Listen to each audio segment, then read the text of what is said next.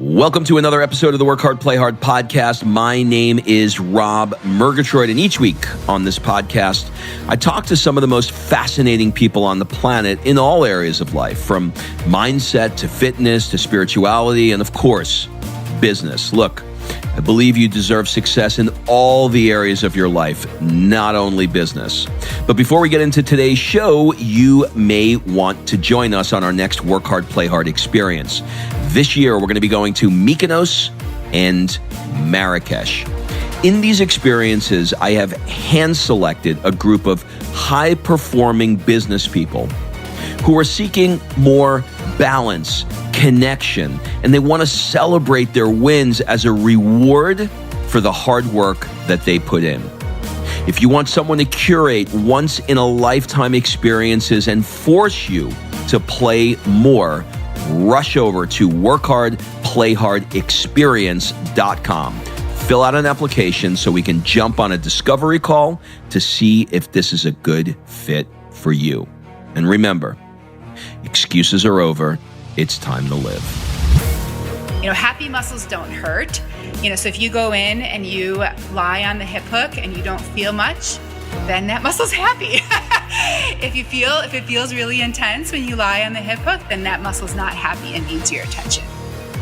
When I talk about prolonged pressure, we're talking about resolving muscle tension that is not relaxing when you're relaxed. So when you lay down on your back and you're in your bed, there's absolutely no muscle in your body that should be working. It's the whole point of laying down, right? Is to give everything a break. I don't have any background in this, but all the things that I've learned along the way have really satisfied my quench for knowledge, and learning new things. Hey, everybody, and welcome to the Work Hard, Play Hard show. Today on the show is Christine Koth. Okay, this show is all about fulfillment, right? Which means feeling good. But if you have any sort of back or hip pain or anything like that, then you know what I'm talking about. Feeling good is not easy when you're in pain. So in this episode, you're going to hear an interview that I did with Christine Koth. Christine is a physical therapist and the best-selling author of the book, Tight Hip, Twisted Core. Now, the reason I wanted her on the show is twofold. First, she created a product called the hip hook that gets access to a muscle called the iliacus. Now, it doesn't matter. I could barely spell it. It doesn't matter what the iliacus is. What matters is that the iliacus is inside of your pelvis and really, really difficult to get to. You're not going to get to it yourself, and a physical therapist who is unaware of how to get to it is going to have trouble. So she created this hip hook. And the reason why you want to go after this iliacus is because it's responsible for a ton of back and hip problems. So because it's so difficult to get to, she came up with an idea. She said, what if I were to create this hook that you can sort of like lie on and hooks into this iliacus? Now, I got to tell you, I've been using this hip hook. It's just coming out now. At the time this airs, it should be just out. It is transformative if you have hip or back pain. Now, I also wanted her on the show because she's an entrepreneur. She saw a problem that needed a solution and she went straight after solving it, and she created the hip hook. So please enjoy this episode with Christine Koth.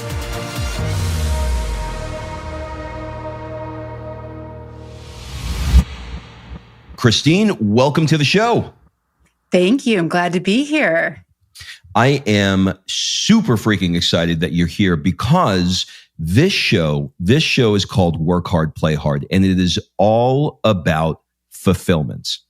And to enjoy fulfillment, you got to feel good. And you have created an ingenious product that can help people who are suffering from back pain, hip pain, and some other related symptoms, which we're going to get into. So I'm really excited that you're here because 7 out of 10 Americans right now are suffering from some sort of back-related pain. So with that intro, welcome officially to the show. Thank you. You are welcome. All right. Before we get into what you created, I'd like to turn the clock back and take you back to growing up in the Midwest. Great people. I was just in Wisconsin actually last week for the first time. A lot of farms. Lot of farms. A lot of farms. And we all have, moments that shape our life. And one of those moments for you was a letter that you wrote to your dad to quit smoking. In what ways did his reaction to that letter shape what you're doing professionally today? Well, it was really interesting because when you're young, you're naive, and I've always been an extremely optimistic person, rainbows and unicorns and and all of that. And when I was a young child, I just thought that the world was a beautiful place and that people were all great people, including my parents, and so, I thought, if people are armed with information, with the correct information, they'll make the right choice. And in this particular situation, I had learned in sixth grade all about the dangers of smoking and drugs and alcohol. And empowered with that knowledge, I brought it home to my dad, thinking, if I gave him this information, he would have the knowledge he needs to be able to make the right choice, and choose to stop smoking. Mm-hmm. So, enthusiastically, I brought this information back to him. And, he kindly, said, well, thank you, thank you for sharing this with me, but no, thank you. I'm not going to quit smoking. And it was like, complete cognitive dissonance. I was like, what? You have this information and you're not going to use it and you're going to choose to do something that's going to harm you. And ultimately it killed him. He ultimately died from that. And so, it really set me on this path of really like seeking to try to understand, number one, how the body works and how I can choose to, do something maybe different than the way that my dad was choosing to live his life, but also really trying to study how I can motivate people to take care of themselves, because I wasn't able to motivate my father. So I was like, well, what does it take to give people the right tools and the right inspiration to want to make those life changes? So, being super curious about the body and about, learning the psychology of human beings was really initiated from that moment. Yeah, for sure. It was a defining moment. My dad also smoked 3 packs of Lucky Strikes a day from, when he was 16 years old. And he said the same thing your dad did. I'm going to die of something. But I don't think he obviously eventually wound up dying of a smoking related situation. But there, like yours, there was no talking to him, and it was a different time and it was a different place. And people today are taking much more responsibility for their health. And so when I see things like what we're about to get into with what you created, I hesitate to call it a hack because it's way beyond a hack, but it is such an efficient way of solving an issue. So let's dig into that. If we fast forward a bit, you decided to become a physical therapist, and you noticed that there was a direct link to tightness in the hip flexor. A lot of people are familiar with what a hip flexor is. And that tightness in the hip flexor actually winds up, or potentially can wind up, causing pain in lots of places all over the body.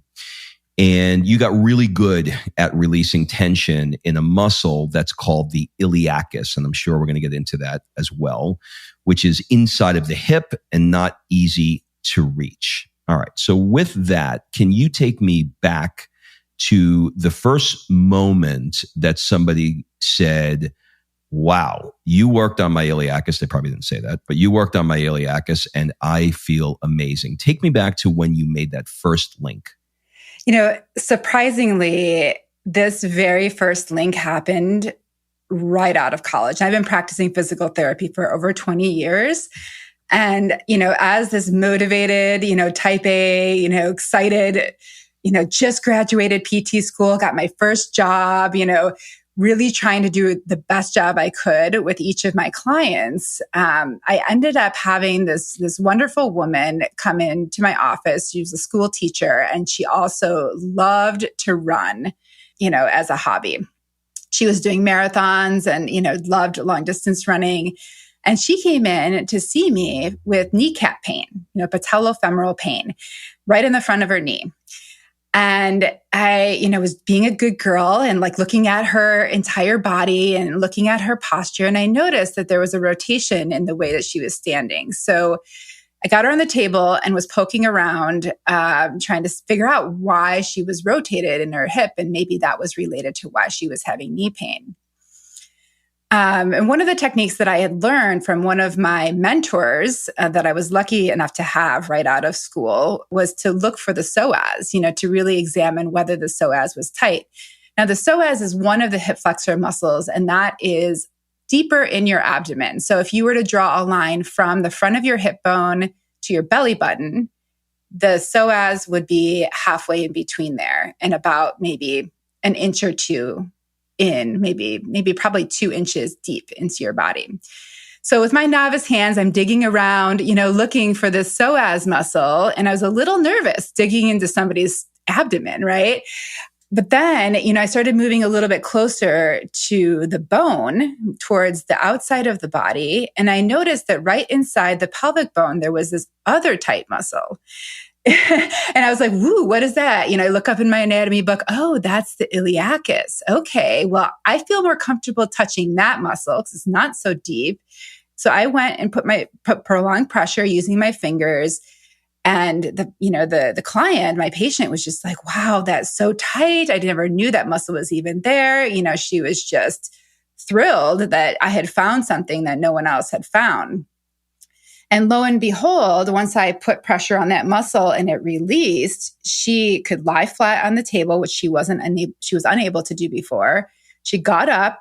Her pelvis was no longer rotated. She was able to do a squat without knee pain.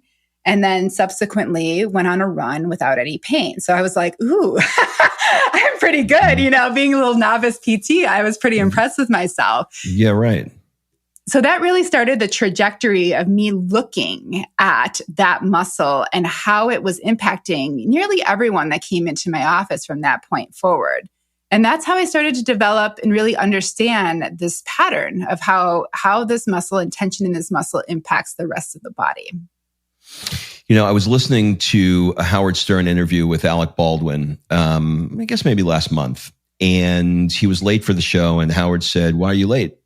What's more important?" He was joking with him. "What's more important than me?" And he said, "I had to get my iliacus work done."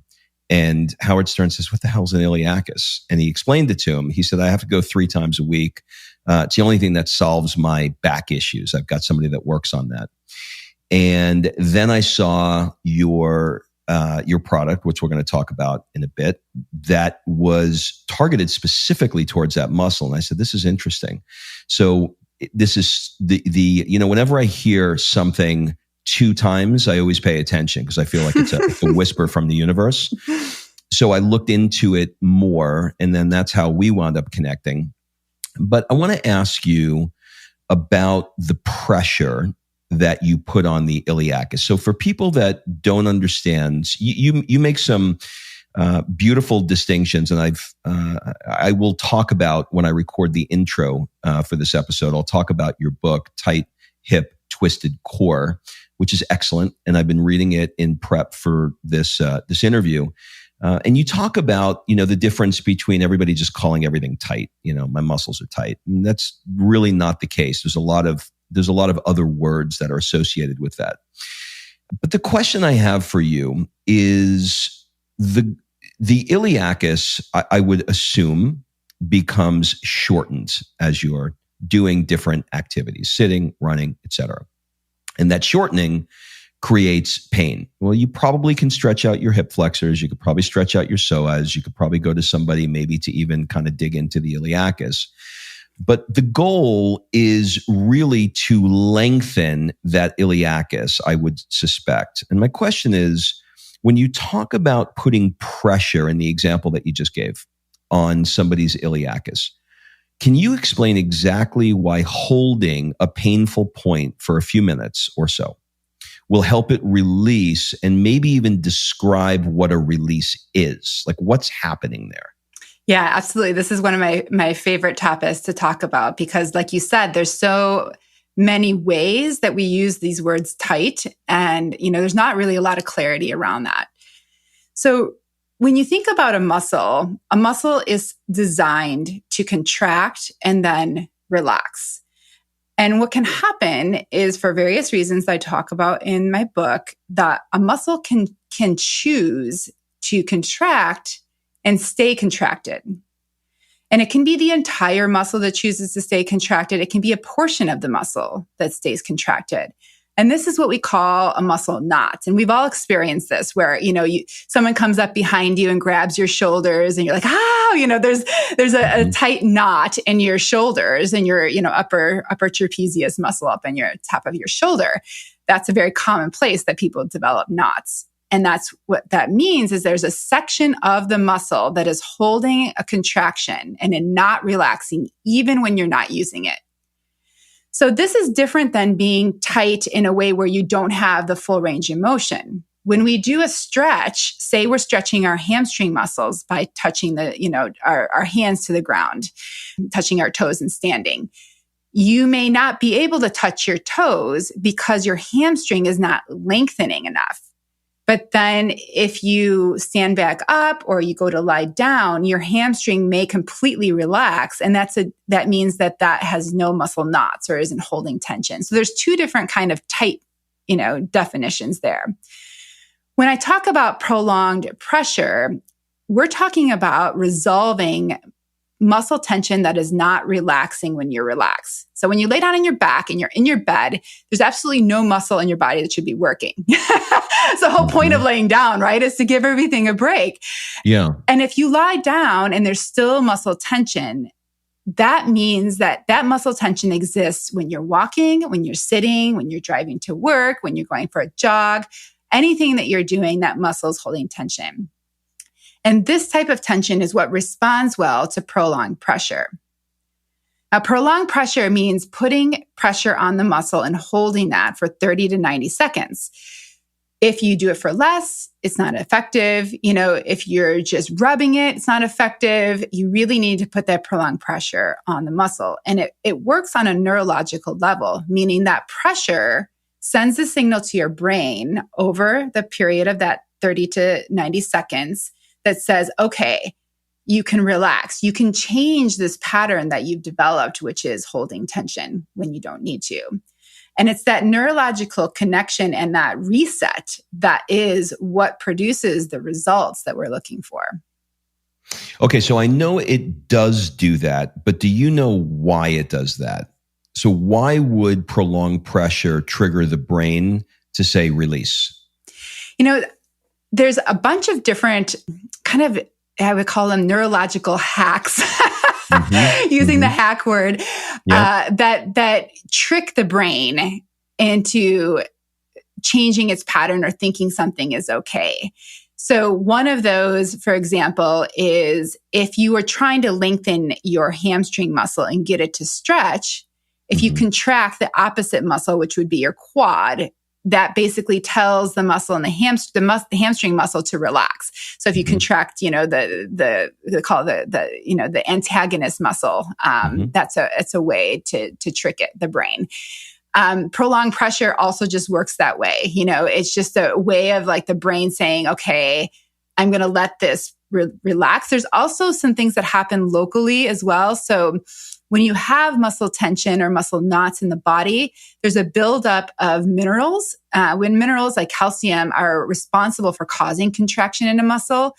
And when you put pressure on it, it increases the circulation there and helps clean out some of those excess minerals and toxins that have built up in that area, which also helps that muscle locally to release its tension. Okay, got it. You created this device called the hip hook, which is this magnificent torture device that I don't know what else. Like when I'm going to give you my experience with it here live, which I think will be good feedback for you anyway. I lied on top of it. And the moment I lied on top of it, I was like, oh my God, what is this? This hurts, but it hurts so good. I don't want to it was this weird mix of get off of me, but don't get off of me. I don't know how else to explain it. Yeah. Then, following your instructions in your video, you basically say, hang out, let it sit there for a minute, and your body will start to adapt. And it was very, very quick, like 20 seconds quick. And I went from torture to feeling nothing. And then you have a little handle on this baby. And the handle is designed, that's the hook part. The handle is designed for you to sort of like reach around in multiple ways if you don't have a lot of shoulder range of motion, and press it. And when you press it, it hooks into the inside of the ilium or the pelvis or the hip. And it hits that iliacus muscle. And then I start to feel that torture thing again. Oh my God. This is grueling. And I can literally feel my body going into like starting to sweat, like, when you get pain and it's like somebody's pushing on it. But it doesn't last long. It's pretty quick. And you can feel it start to release. Your desire is to do exactly what we talked about earlier, which is to not stay on it and to get off it. But you're not going to affect the change if you do that. So I put a little timer on my iPhone and I just went for, I'm an overachiever. So I went for the 90 seconds and got up and I was like, whoa, I feel different. And I started walking and I was walking different. It felt like more range of motion in my gait, which is the only way I know how to describe it. So for people because you're going to have people that are going to be ordering this for sure. And I want this to serve as a resource for the people, to introduce it, but also for the people when they get it to have some tactical things that they can do with it. Yes, absolutely. So one of the things that I'm aware of, or that one of the questions that I have is when you are going into the iliacus, you're also hitting the psoas, which I believe is probably inevitable because they're so closely tied that there's even an area called the iliopsoas where they meet together. Is the goal of this for you to specifically go after the iliacus, or is it for you to also hit the psoas and the iliacus? Well, you described it perfectly, what someone would experience. And the first thing, when you first were lying upon it and you were experiencing that excruciating pain, that was addressing your psoas. So the tip, when you first lay directly on it, the tip is going straight up into your body and is pressing directly on your psoas. This tip is designed to be like a human being's thumb. So if you were going into your massage therapist or your physical therapist and they were releasing your psoas or your iliacus, this is designed to replicate that. So when you go in initially, like I said, you're addressing the psoas. So I instruct people to give that some time because we want that muscle to have its chance to reduce its tension. These two muscles, the iliacus and the psoas, are actually two separate muscles. They do join together and attach at the same place, but neurologically, they're completely different. The nerves that go to the psoas are different than the nerves that go to the iliacus. So we need to stop grouping them together. I think this is one of the problems of why the iliacus isn't really addressed in the first place. Secondly, when you push on that handle like you described, then you're really pinning that iliacus muscle between the tip of this amazing tool and your pelvic bone. And that's where you're getting at the iliacus. So you really are addressing both, and both are extremely important to address. Now, as you may have noticed, there's a lot of people, more and more information, people talking about the psoas. And the psoas is absolutely important, and this tool addresses the psoas. But if you address just that without addressing the iliacus, you're missing this hidden piece. And that's what this tool really provides, is the ability to address both. Because the psoas sure. won't relax if the iliacus is still tight. Right. And I have I have a few psoas things. Like I did, one of the things I do for the listeners of this show is we do worldwide events where we get a lot of entrepreneurs listen to the show, and we go to different experiences for 3-4 days around the world. And one of them we did domestically was we went to Tom Brady's trainer in Boston, and we shut down TB12 and we had his trainers train us. And one of the things they did was they introduced us to the psoas. And, we dug deep and all of us were just crying. But after that, I was like, wow, I never realized how important the psoas muscle here is. So I've purchased a few contraptions to help me with it. But here's the thing. When I use them, it definitely helps, and it lasts for maybe a day or two.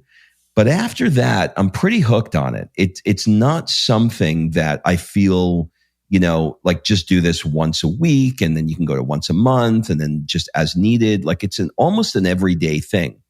That's not the case with the hip hook. What I've noticed with the hip hook and using it is that, number one, now when I lie on it, I 70% of the time lying on it have no pain before I hook it. Unless I know I did something crazy like training really hard at the gym or whatever.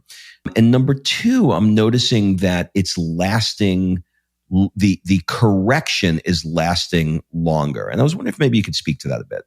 Yeah.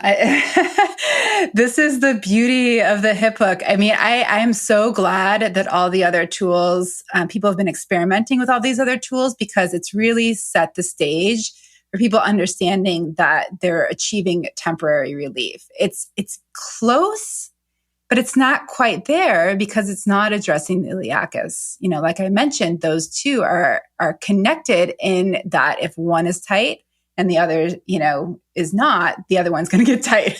Mm-hmm. So this is the beauty of, the hip hook. In my experience too, when I was creating these prototypes and testing them out, I actually would have to wait for, a good couple weeks before I could even test out the new prototype, because my iliacus and my psoas were so relaxed after using the previous prototype. And at this point in time, I've been the lucky one that's had a hip hook over these last couple of years of me developing this product.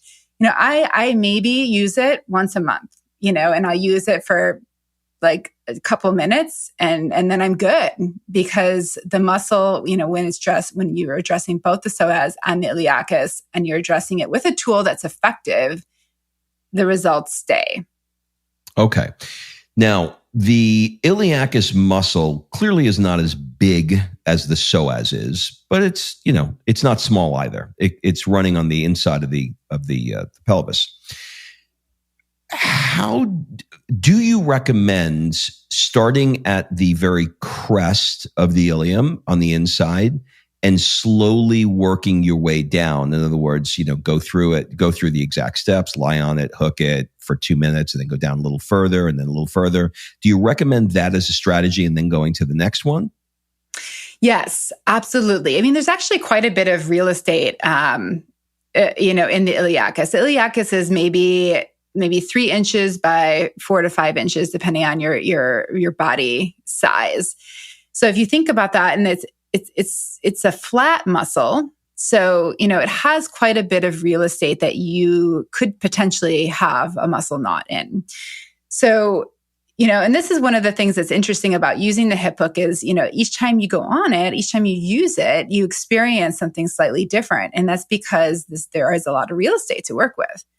I do exactly and I recommend exactly what you described, where, you start at a spot, you find a good spot, you're like, oh, this is good, and you stay there and let it release. And then you move it, maybe a couple millimeters up or a couple millimeters down, or an inch here, inch there, and work your way around that area.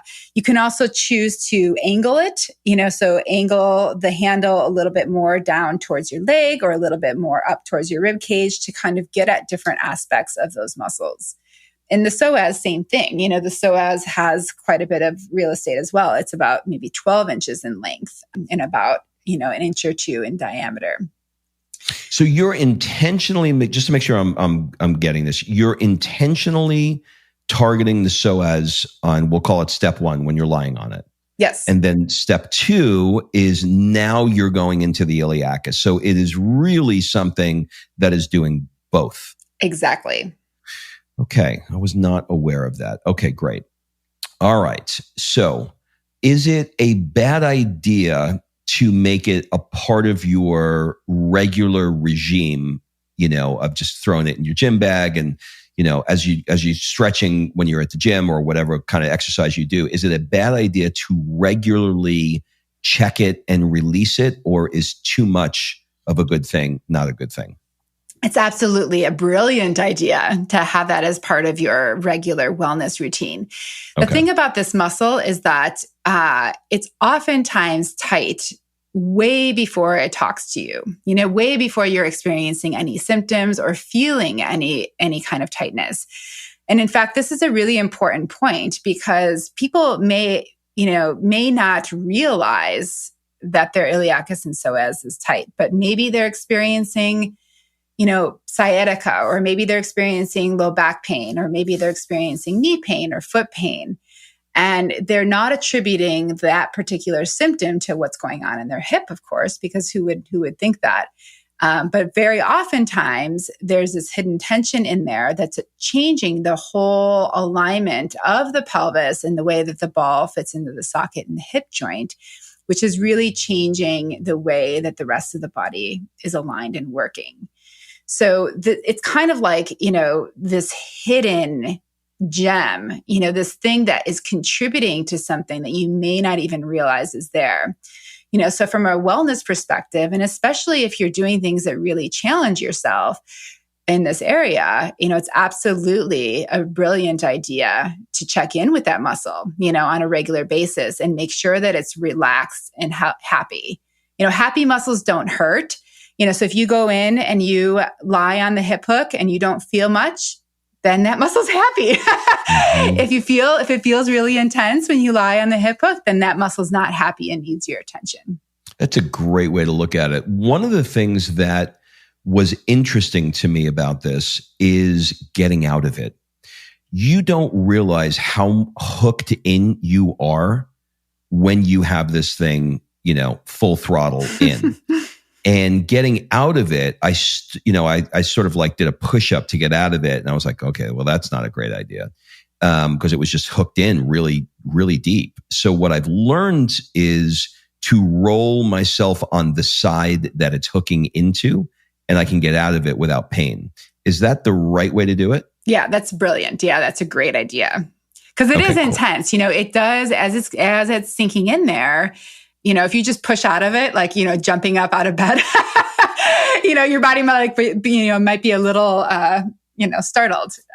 But yeah, rolling out of it is a great idea, kind of easing out of it because you've really put pressure and addressed an area of the body that likely has probably never seen the light of day, never been touched before. Very few practitioners work on this area. So you want to give it some TLC. Yeah, you are hooked into this thing. Okay, cool. All right. So I want to switch gears a little bit, and I want to talk about you coming up with this idea. And, you took it upon yourself to create a product that could directly help people with this. And to create that product, this isn't easy. I mean, I've interviewed many, many people who've created products. There is a lot of entrepreneurial work and fortitude and just everything to be able to bring a product like this to market. Did you have any idea what you were getting into when you started this? I will say it's much easier to write a book than it is to develop a product. And that's not so easy. It is a lot of work. I actually, because I've run service-based businesses my whole life. Being a physical therapist, I started a private school. I've had a lot of service-based businesses. I had never developed any products, including the book. It was my first time writing a book, my first time creating a product. Luckily, one of the things that I did get from my dad was an entrepreneurial spirit, and he was a very hard worker. And so I've incurred those qualities, which is very useful for something like this, because it really, literally every day there is a wrench thrown into or something that I didn't really anticipate, or something new that I have to learn. I've been learning about different, material science and, design and manufacturing and, just the whole process of, how do you create packaging? How do you communicate to your audience, in a way that they can actually take this thing and actually use it. So there's just been so many pieces that I didn't realize. I thought, okay, I just design the product and then I find a manufacturer and then they just make it and it, take a couple months and woohoo.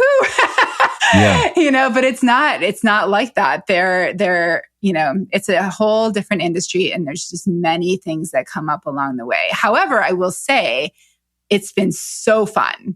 I have learned so much and, just doing something. I was never really trained to be a product developer. This isn't like, I don't have any background in this, but all the things that I've learned along the way have really satisfied my quench for knowledge, and learning new things. So, I love how you've packaged this whole thing together. It's really a beautiful story, right? The physical therapist who finds the secret, but doesn't really have a way to do it, writes a book about it, creates the product, sharing it on social media. Everybody's excited about this thing, coming down the pike. This is a really beautiful story. And you have a lot to be proud of here. I mean that sincerely, because I know what's involved in this. You're doing it right. Your book is well written. Your product is a damn good product. Your social media is honest and ethical and funny. Your videos associated with them are kitschy. I mean, you got a lot right here. This is going to be an amazing launch for you. I really, really do believe that. Thank you. It means a lot for you to hear that from you. You are so welcome. Okay, we're going to move into the fulfillment part of the show. So some of these questions are going to be a little weird and coming out of left field, so just roll with it. The first one may not be so weird for you. Rumor has it that you played bass guitar in a band. How'd you get into that? Well, my ex-husband was a lead guitarist in a band and, I was the manager, right? Of course I was. I wanted to be on stage, and bass is absolutely my favorite part of any musical number. So one of my girlfriends was hosting this event called Ladies Rock Camp, and we formed bands and we all learned an instrument and I got to perform on stage. And oh my gosh, I actually can just feel how good it felt right now thinking about that. It's amazing. Well, if you haven't already, watch David Foster's documentary on Netflix. Okay. It is compelling. You will love it if you're into music. I would love that. What is one rule that you have for yourself that you're never going to break? I would say I've worked really hard to discover who I truly am. And I'm super committed to being that, which is probably what you were alluding to when you were talking about the book and the social media presence. I just feel like it's so important for all of us to just be our truest nature, be ourselves. And I just am not going to pretend to be anything else anymore. So that's that. I love that. And that comes right through.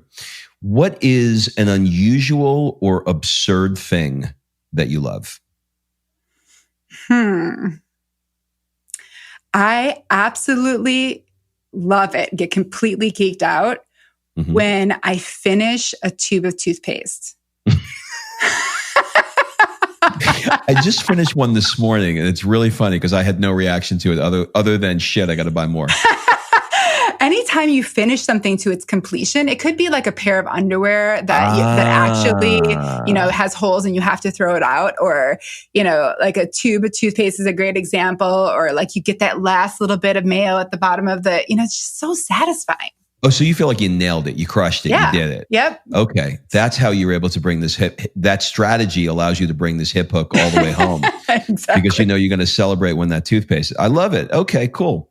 What techniques or approaches do you have that may be counterintuitive to growing your business outside of just grinding away at it? A lot of people listen to the show are entrepreneurs and they just want to grind, hustle, right? Until their eyes bleed and they accomplish their goals.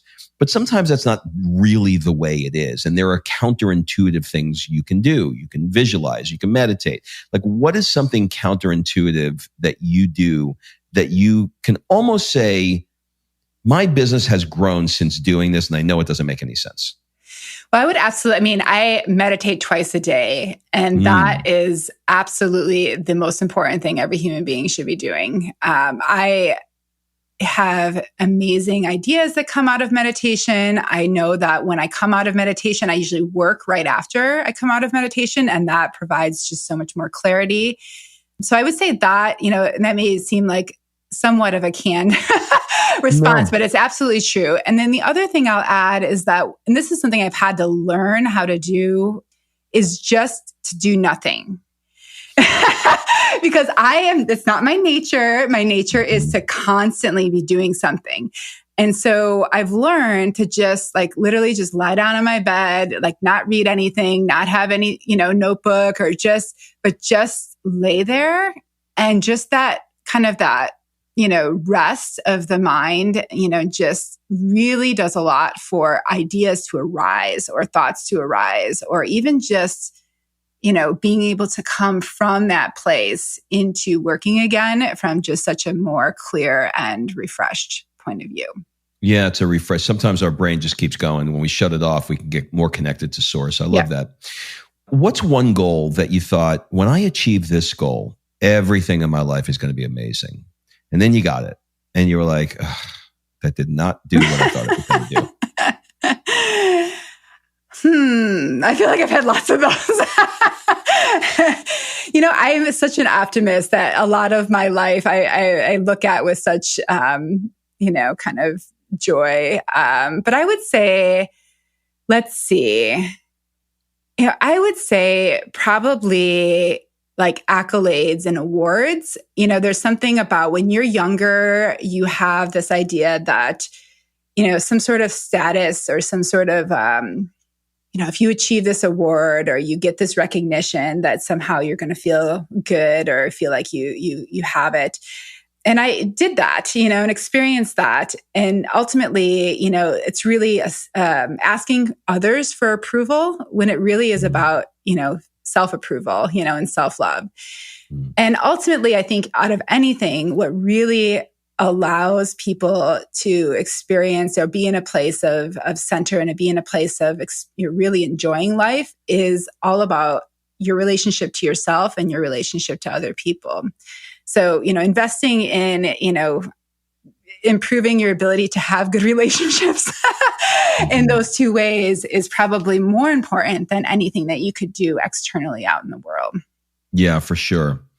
If you could spend 1 month anywhere in the world, where would it be and why? Absolutely India. I've wanted to go to India my whole life, and I have not made it there and probably won't for a while, given the state of our world. Yeah, right. But I've always been really curious about that culture. I've studied a lot of the philosophy, and I'd just like to experience what it's like to actually be there, visit some of the temples and experience that. Yeah, for sure. This COVID situation has created a lot of cabin fever for us type A personalities. I just booked Cabo this morning to go to a resort because, it's one of these all-inclusive big resort, high-end kind of place, but they're not going crazy with masks. And I just had a friend who was there. I got to get out and do something. So that's great. Okay. So I'm going to ask you a couple of questions as we wrap here. This is sort of a first thing that comes to mind question. what would your friends say is one of your superpowers? Well, it could be my laugh, my smile and my laugh. I've actually had people strangers come up to me, they're like, "Oh, we heard you laughing and you just have the best laugh. It just made me happy." That's great. And then also I would say like master manifester, I just, for some reason, was born with this skill of just like, okay, this is going to happen. And then it just does. So I was going to put that on my business cards, master manifester. Ooh, I like that. That is good. Okay. Do you collect anything or have you collected anything? I like to get rid of things. Clearing out the clutter. Yeah. Yeah. What do people never ask you, but you wish they did? Yeah, I would say asking me about my meditation practice. It's something that is something super personal. And, people know that I meditate, but, it never doesn't come up in conversation enough. Mm-hmm. Is it TM that you do? It's a iliacus meditation, which is very similar to TM. Yeah. Okay, cool. What book have you reread the most? I love the book The Wild Trees, which is all about the redwoods and people who climb up into the redwoods, scientists explore that. I think the redwoods are ultimately the most fascinating creature on this planet. And that book is about these, super daring people that climb into the redwoods in order to understand the ecosystem there. And it's just fascinating. Love that. It's interesting. What's your guilty pleasure? Mochas, for sure. Mochas. Mochas, like mochaccino mochas, like that kind of mocha? Yeah, I have this, actually, there's this brand called Clever, which they have this mocha powder that's made with oat milk, and it has all these like amazing mushrooms in it that's, adaptogenic and probiotics. And that's my pleasure. I put that in some water, and that's like my go-to little, thing to make me keep going during the day. That's awesome. Is there a brand that you recommend that we can link up in the show notes? Yeah, it's called Clever. It's CL. Oh, it actually is called Clever. Yeah. Okay. Yep. All right. I love it. All right. Last question. We're going to change it up a little bit. What one question would you like to ask me? Out of all the things that you've experienced and all the people that you've spoken to, what has inspired the most personal change for you? God, that one just came right out of you, didn't it? That was good. Which person or which concept? Which concept? The concept came from, it was sort of tangentially from the guy who created the television show Everybody Loves Raymond. His name's Phil Rosenthal. And I can't remember the exact quote, but I remember how I felt after he was talking about it. And it was essentially, it was like a vibrational thing where tune into the radio station that plays the music that you want to hear and shut everything else off. So if you're trying to manifest something and there's a frequency associated with that manifestation, tune into that, quote, radio station, and the rest of it just doesn't matter. And play the music that you want to hear. And for whatever the reason is, that one went right through me. That's beautiful. Master Manifester, definitely approves of that one. There we go. We're going to take this show on the road. We're going to make a new podcast, The Master Manifester. Awesome. Choose your radio station. Well, Christine, this has been awesome. Do you have any final words, suggestions, or an ask for the people that are listening? I would just say, really, when you're on your quest for health and wellness, really be on the lookout for the simple truths, because ultimately health should not be complicated. When you find the source of the problem and you're not chasing the symptoms, health evolves with ease. So, on your journey, focus on that. And if you're interested in more information, of course, about the hip hook, thehiphook.com, all the links will be included here. Book, Tight Hip Twisted Core. And I'm one of those, being a Midwestern sweet little girl from the Midwest. I'm absolutely available to anyone who has questions. I always try to get to my emails and respond to things on social media personally. So if you have issues or questions, feel free to reach out to me. Awesome. Christine, thank you so much. It's my pleasure. All right. Thanks for listening. If you love this episode and you know someone that needs some help in either stepping up their work hard game or their play hard game, it would mean the world to me if you shared this podcast with them to help me get this movement out there. So if you like what you heard, head on over to iTunes, take 30 seconds and leave me a 5-star review, and I will be forever grateful. So until the next episode, excuses are over. It's time to live.